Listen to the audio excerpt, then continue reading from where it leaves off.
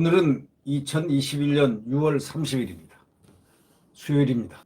여러분 잘 아시겠지만 김호수 법무장관 그래도 혹시나 했지만 역시나였습니다. 혹시나 뭔가 강골 검사 출신의 검사로서의 뭔가를 면모를 보일 것이다. 이 정권의 잘못된 것은 잘못됐다. 그리고 하다못해서 남아있는 살아있는 권력에 대한 수사는 제대로 시킬 것이다 라고 생각했지만 원전 조작 기소에 대해서 제동을 걸었다는 겁니다. 벌써 아니다가 된 겁니다. 정권 불법을 뭉개기 시작했다. 이런 제아의 사설이 오늘 나왔고 그것뿐이 아닙니다. 이 조선일보뿐이 아니고 여러 기사들이 김오수 검찰총장에 대한 이 원전 조작 이 사건을 기소를 깔아뭉갰다는 제동을 걸었다는 이 기사가 여기저기에 다 나와 있습니다. 월성 1호기 경제성 조작 사건 핵심인 백운규 전 산자부 장관, 정재훈 한국수력 원자력 사장을 배임 혐의로 기소해야 한다는 대전지검 의견에 제동을 걸었습니다. 대전지검 전 부장검사들이 모여가지고요. 만장일치로 기소해야 된다고 했던 사건입니다. 만장일치, 그게 어렵거든요. 만장일치로 부장검사들이 배임 기소 방침을 결정했는데도 일반인으로 구성된 수사심의위원회를 열어가지고 기소 여부를 물어보라 이렇게 얘기했습니다. 이 정권 불법 혐의를 수사하던 부장검사들은 지난주에 전원 교체됐습니다. 한 사람도 안 남기고 전원 교체됐습니다. 월성 조작을 수사하던 부장검사도 자리를 곧 옮길 겁니다. 그때까지 시간을 끈 뒤에 배임 기소를 뭉개려는 바로 수순일 것 아닌가. 2일날 자리를 옮기니까 말이죠. 이렇게들 관측하고 있습니다. 한수원은 7천억 원 들여가지고 월성 1호기를 새 것과 다름없이 수리를 했습니다. 그런데 문재인 대통령이 탈원전 정책에 따라서 정부는 월성 1호기 조기 폐쇄하려고 한 겁니다. 처음에는 안전성이 문제라도 이제 꼬투리를 잡을 수 없으니까 엉뚱하게 경제성이 없다고 주장하기 시작하고 당연히 경제성 평가 조작을 할 수밖에 없었다는 그런 논리가 연결되고 있습니다. 이 주도적으로 이 경제성 평가 조작에 관여한 사람이 누구겠습니까? 그게 바로 백 전 장관하고 이 정 사장입니다. 이들이 큰 소리를 왜 칠까요? 피의자들이 왜 이렇게 큰 소리를 빵빵 칠까요? 그들을 믿는 구석이 있지 않겠습니까? 바로 권력 아니겠습니까? 이들이 한국전력의 주주들에게 손해 끼치는 배임을 저질렀다는 게 수사팀 판단인데 이 한수원은 바로 조기 폐쇄 결정에 앞서서 임원들을 손해배상 책임보험에 가입시키기도 했고 배임 위험을 알고 있었다는 것입니다. 그러니까 바로 배임 위험을 알고 있었기 때문에 미리 조기 폐쇄 결정에 앞서서 임원들을 손해배상 책임보험에 가입시키기도 한 거 아니냐? 이런 언론의 지적입니다. 검찰의 배임 기소가 이루어지면 문 대통령 등 탈원전을 강행한 인사들이 민사소송이 될 수가 있습니다. 이런 걸 막으라고 기용된 사람이 바로 김 총장이라고 바로 이 언론은 이 사설자는 조선일보 사설자는 딱 했습니다. 이런 걸 막으라고 기용된 사람이 김 총장이다라고 딱 정확하게 이렇게 썼습니다. 이 김 총장은 법무차관 때도 정권 불법을 덮는 데 앞장섰습니다. 조국 파렴치 수사에서도 윤석열 검찰총장을 배제하는 수사팀 구성을 검찰에 요구하기도 했다. 이렇게 사설자는 기록하고 있습니다. 그게 방송에 얼마나 많이 됐습니까? 당시에 법무차관 김호수, 검찰국장 이성윤은 각각 대검 차장인 강모 차장에게 전화를 걸어서 수사 우리끼리 하자. 저기 검찰총장 윤석열 제끼고 새로운 수사단을 만들자. 또 이성윤 검찰국장은 한동훈 반부패 부장에게 전화해서 우리끼리 만들자. 수사팀 새로 만들자. 이렇게 했다가 그것이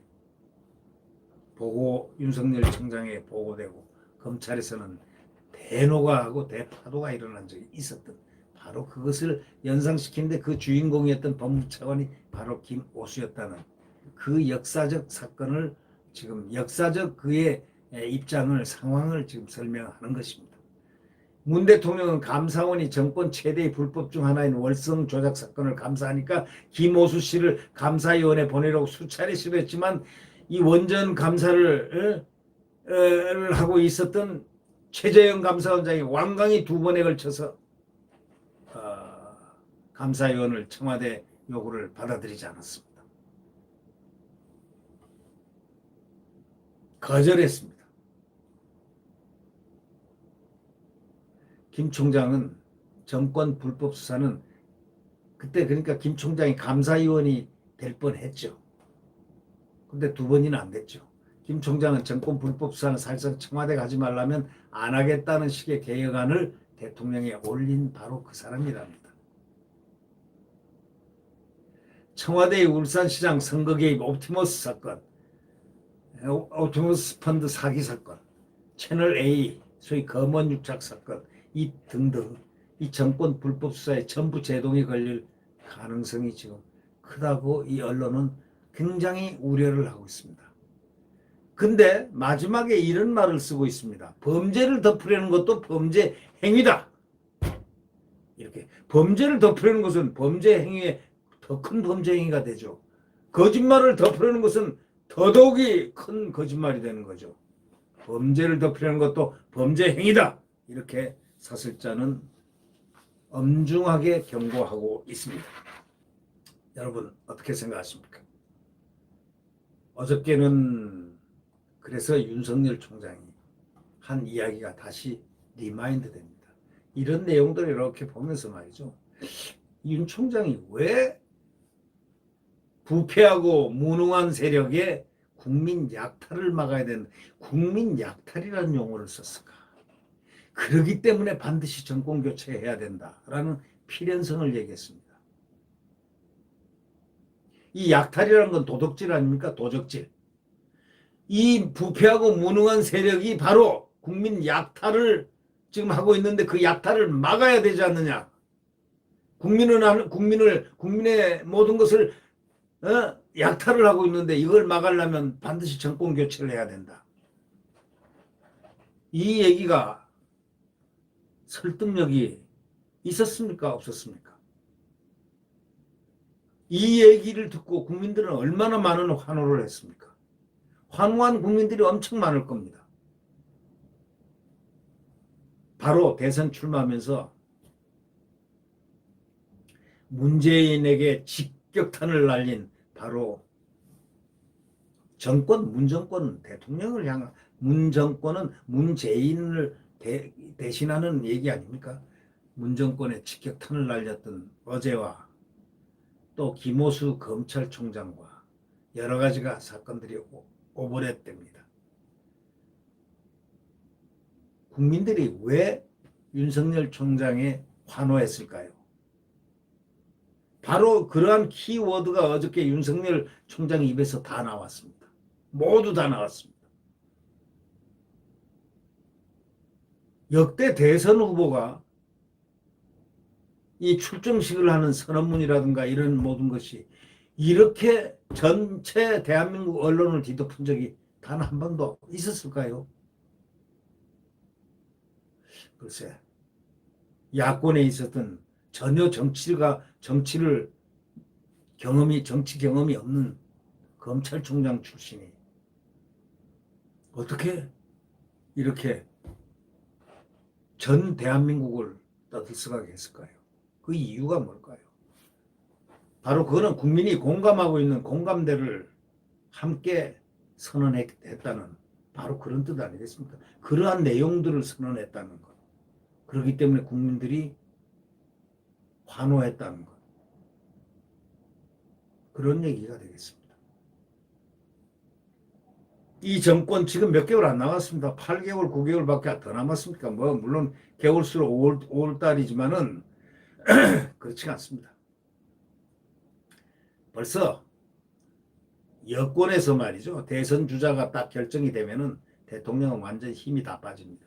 힘 빠질 정도가 아니고 뭐 그냥 보이지가 않습니다. 그때는 대선 주자 후보자로 전부 이렇게 모입니다.